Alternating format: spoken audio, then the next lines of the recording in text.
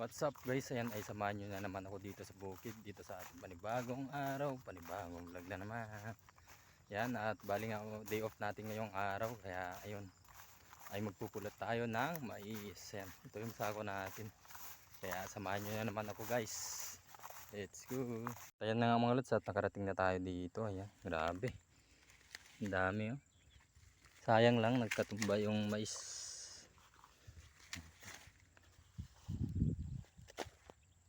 Daming natumba dito sa parte ng pinagpupulutan natin.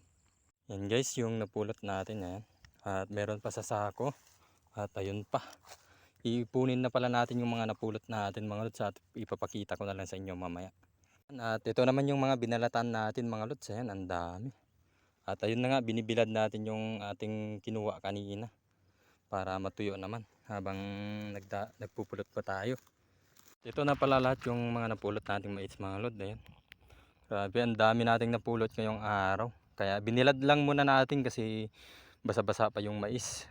Kasi nga inabot to ng tubig. Kaya ayan, ay basa at may tumubo na rin. Sayang lang din. At hindi na nga kinuha ng may-ari dito mga lod. So ayan.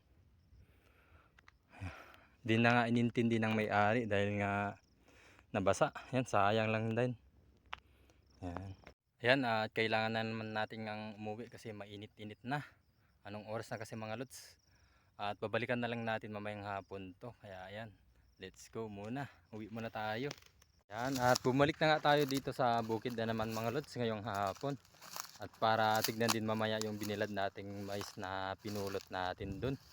At bago nga natin tignan yun, at pupuntahan muna natin yung ating mga baka para painumin. Kaya let's go. Nandito na nga tayo sa ating baka mga lods. Papainumin muna natin sila bago tayo pupunta dun sa napulot nating mais.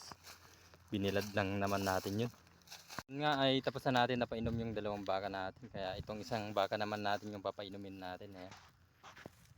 At ito na nga ay umiinom na yung isang baka natin mga lods. Bali lilipat na natin siya dito sa malapit sa tubig para kahit papano ay makainom na rin siya. Kahit hindi na natin papainumin. Ayan, tapos na siyang uminom. Ayan.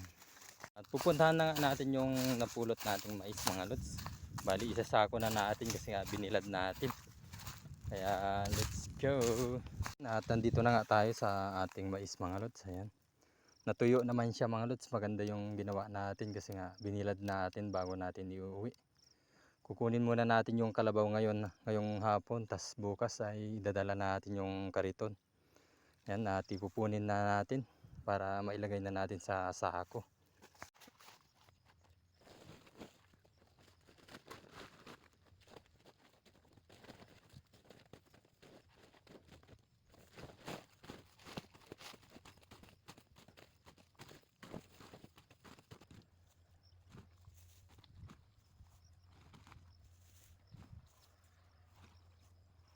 Ayan, at ito naman yung napulot natin nung umaga mga lods. Bali binilad natin dito kaya nakadalawang sako tayo.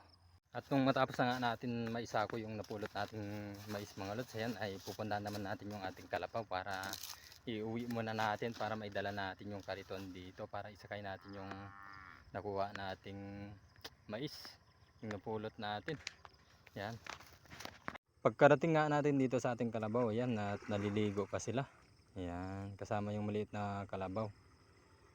Uwi na tayo kasi nga paggabi na naman. Bali uwi muna natin tong kalabaw. Ayan, at pauwi na nga tayo at nakasakay tayo sa ating kalabaw. Ayan. At maraming salamat na naman sa inyong panonood at saka sa inyong suporta. God bless po sa inyong lahat. Bye bye.